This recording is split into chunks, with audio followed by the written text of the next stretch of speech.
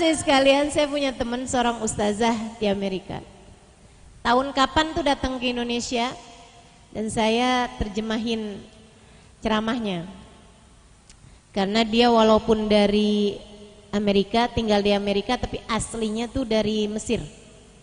Jadi berbicara dalam bahasa Inggris bisa, bahasa Arab bisa juga. Kayak saya deh. Bahasa Inggris bisa, bahasa Indramayu juga bisa.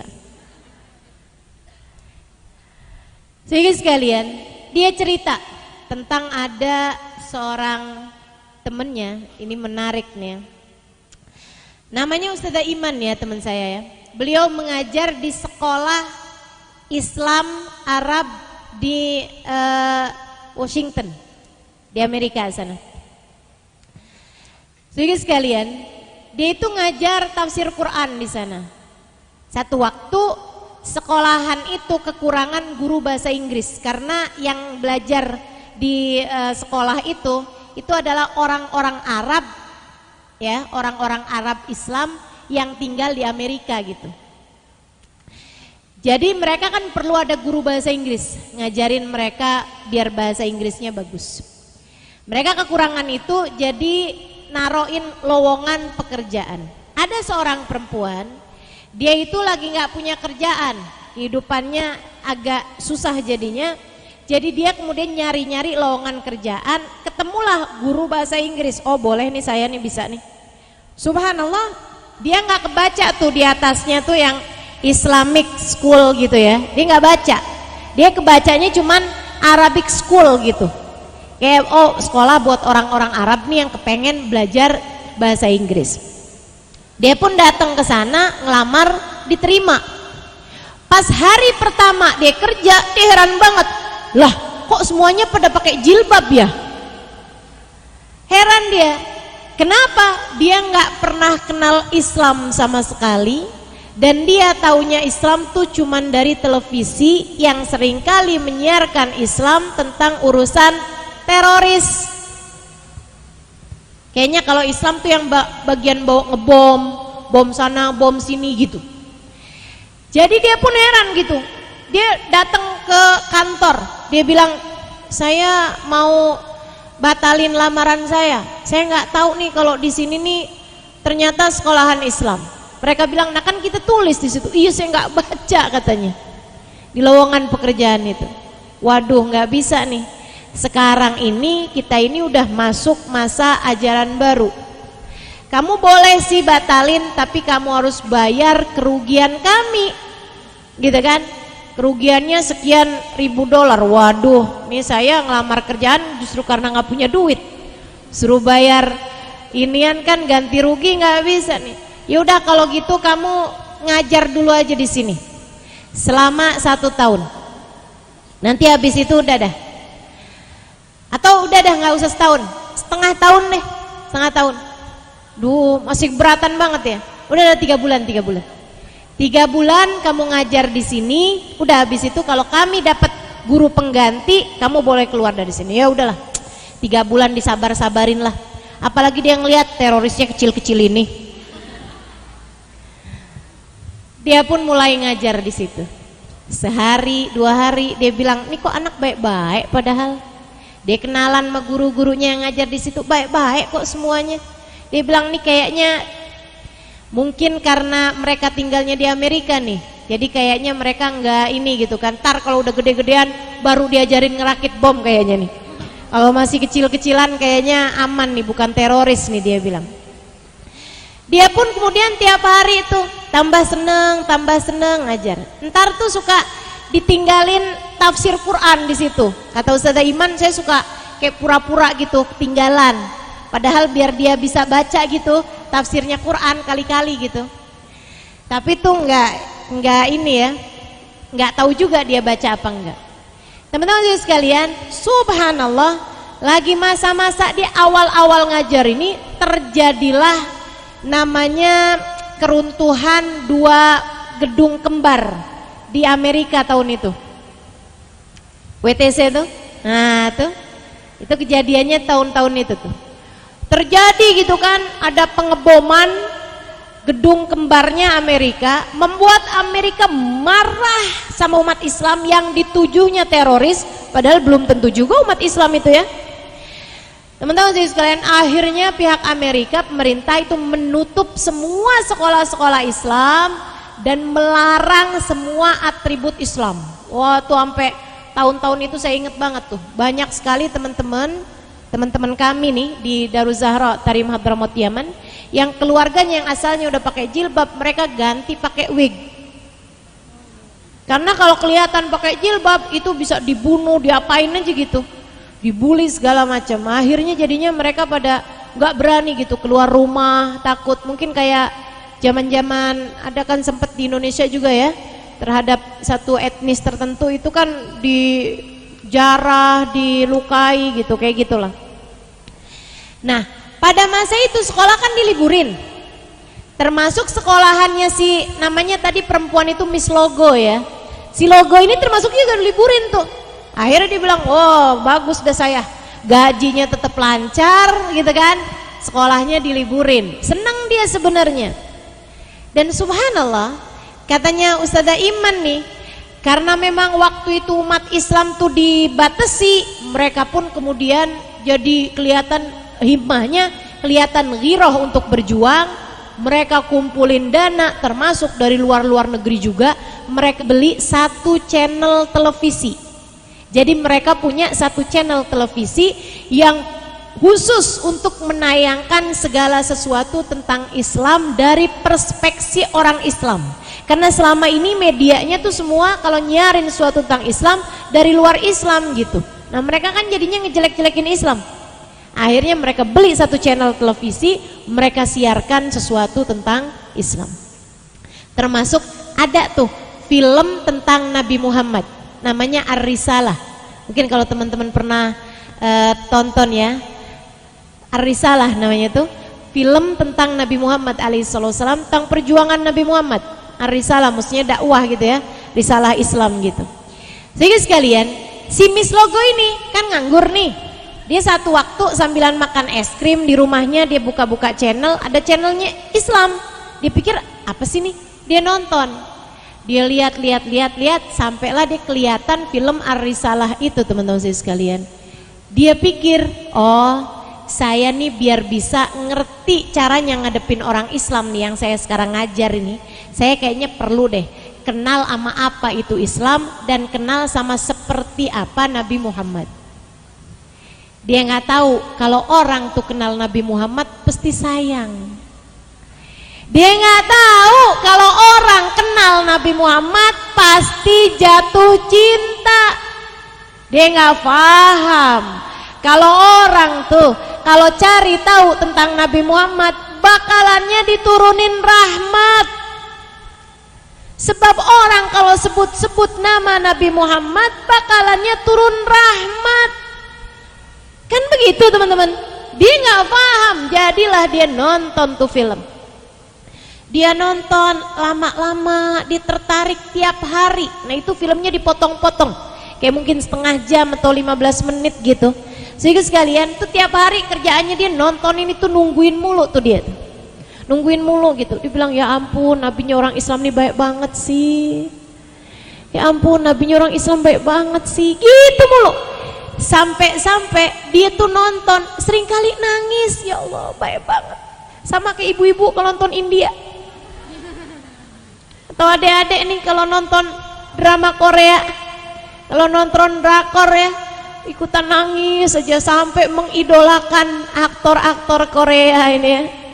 Nah ini nih Miss Logo ini teman-teman saya sekalian, dia mengidolakan Nabi Muhammad sebelum dia masuk agamanya Nabi Muhammad. Tiap hari dia tontonin, dia nangis gitu. Baik banget dah nabinya orang Islam, baik banget. Sampai dia kesel sama Abu Jahal.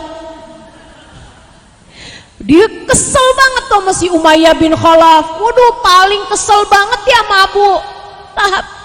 Paman bukan yang kebantuin gitu, panas dia ngelihat Abu Lahab. Teman-teman sekalian, sampai tuh cerita kepada kejadian Nabi Muhammad saat hijrah. Nah nih Teman-teman saya sekalian, tahu kan cerita hijrahnya Nabi? Nabi itu kan ceritanya karena diusir sama orang-orang Mekah, Nabi berangkat hijrah tuh ke Madinah. Sama siapa? Sama siapa? Sayyidina Abu Bakar As-Siddiq. Nabi itu kan sebelum keluar Madinah, Nabi ada sembunyi sebelum menuju Madinah ya. Nabi ada sembunyi di gua, namanya gua Hiro mulu. Gua Tur, teman-teman saya sekalian, di gua Tur. Nabi Muhammad tuh tinggal di gua Tur selama 3 hari 3 malam sambil nungguin gitu. Orang-orang udah mulai nggak ngejar, udah mulai lupa, udah mulai ngirain Nabi Muhammad udah sampai, baru gitu Nabi Muhammad mau berangkat dalam keadaan lebih tenang, gitu kan maksudnya. Jadi Nabi sembunyi. Ini si Mislogo nih bukan orang Islam, nonton itu nangis-nangis, nggak tega, nangis dia nonton itu, ya Allah kesian banget, dan nabinya orang Islam kesian banget. Sampai di film, akhir filmnya itu teman-teman, itu Nabi Muhammad berangkat meninggalkan kota Mekah. Kemudian Nabi Muhammad tuh sesaat sebelum berangkatnya tuh ada adegan yang emang benar-benar itu diriwayatkan dalam Sahih Bukhari teman-teman. Itu Nabi noleh ke kota Mekah untuk terakhir kali sebelum kemudian Nabi kembali saat Fathu Mekah pada tahun ke-8 ya.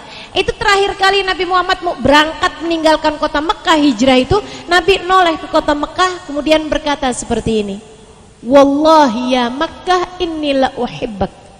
Walaula anna ahlaka akhraju minki ma kharajtu mink.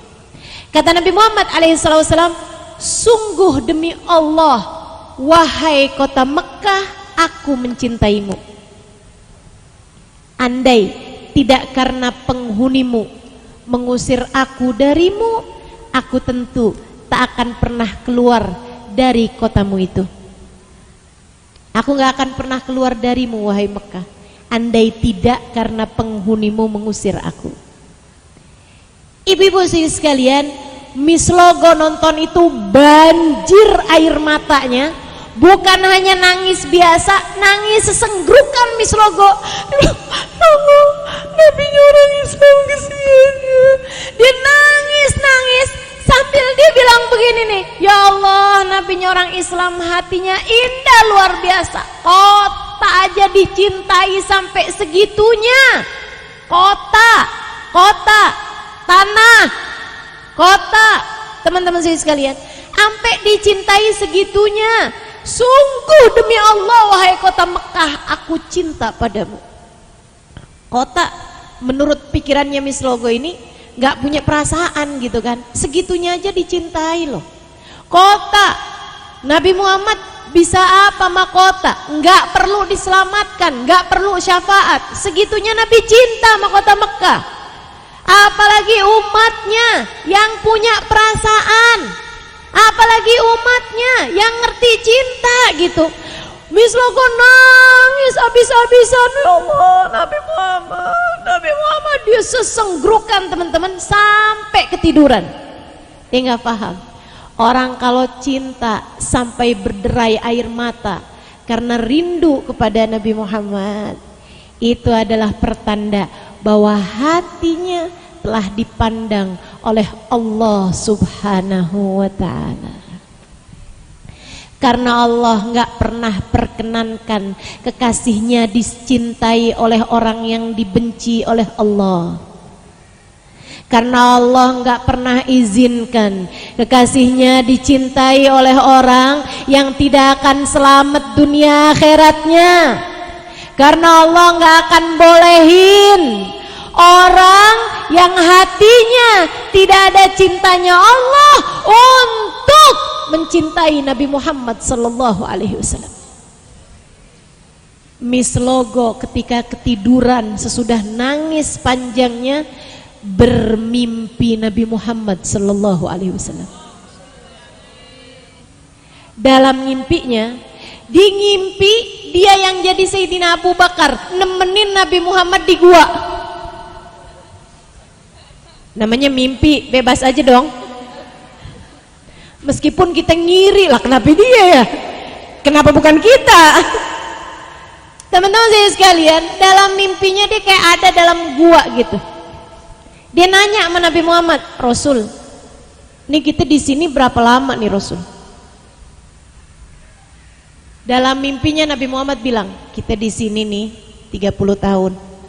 Lama banget ya. Perasaan kayaknya waktu di film itu 3 hari dah. Kenapa di sini jadi 30 tahun gitu? Dia kemudian keluar, kayak udah lama barengan sama Nabi gitu, kayak udah 30 tahun nih barengan sama Nabi di gua gitu. Terus dia keluar gitu.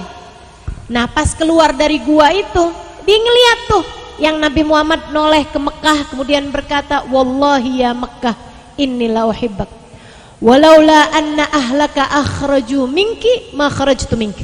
Itu dia lihat dalam mimpinya. Abis itu yang dia nggak lihat dalam mimpinya ya, abis berapa langkah Nabi Muhammad bilang sama Miss Logo ini dalam mimpinya dia, Miss Logo, sekarang waktunya kita berpisah. Miss Logo bilang, enggak mungkin, enggak mungkin, saya enggak sanggup berpisah denganmu wahai Tuhan, saya enggak sanggup berpisah denganmu wahai baginda. Kata Nabi, kita harus berpisah di sini karena aku denganmu tak mungkin bersatu kecuali jika kamu masuk dalam agamaku. Dalam mimpinya Nabi Muhammad kemudian jalan berpaling. Miss Logo dalam mimpinya nangis kejer seraya berkata, ya Rasulullah, jangan tinggalkan aku tak sanggup berpisah denganmu, jangan pergi, jangan pergi. Dia kemudian bangun dari tidurnya, dia nangis habis-habisan teman-teman, dia nangis lagi, sampai kemudian dia lihat ada pemberitahuan masuk di emailnya. Pemberitahuannya berbunyi, hari ini hari pertama sekolah kembali dibuka. Begitu dengar sekolah kembali dibuka, dia segera lari kamar mandi, dia mandi, dia bersih-bersih, dia siap-siap. Sampai kemudian pagi hari itu teman-teman sekalian, itu sekolah belum buka, dia udah nungguin di situ. Dia nungguin. Habis itu dia masuk ke kelas sendirian, dia nungguin sambil nggak sabar gitu. Sampai kemudian ada beberapa anak masuk itu, dia heran. Dia heran gitu. Kok Bu Guru udah nyampe sini aja? Iya. Ustazah Iman udah datang belum? Dia bilang belum. Miss Iman udah datang belum? Belum. Sampai begitu Miss Iman datang, dia pelukin Miss Iman, kemudian dia bilang, teman saya itu Ustazah Iman, dia bilang, tolong segera masukkan aku ke dalam agama Islam. Kasih tahu saya gimana caranya biar saya masuk Islam. Ustazah Iman dia bilang, gampang kok itu, tapi saya mau tahu dulu kenapa kamu masuk Islam. Dia bilang, teman-teman, karena saya nggak sanggup pisah dari Nabi Muhammad. Karena saya nggak sanggup pisah dari Nabi Muhammad. Ini loh bukan orang Islam loh teman-teman. Tapi rasa cinta tuh emang luar biasa benar. Rasa cinta akan menyatukan dengan yang dia cintai. Orang paling beruntung yang cinta sama Nabi Muhammad. Orang paling bahagia, paling selamat yang cinta sama Nabi Muhammad. Dia ceritain tuh kemudian ceritanya dia. Sampai akhirnya dia bilang, ayo Ustazah Iman, segeralah talkin saya, ajari saya gimana caranya buat masuk Islam, karena saya nggak tahan kalau dalam hidup saya nggak bisa deket sama Nabi Muhammad.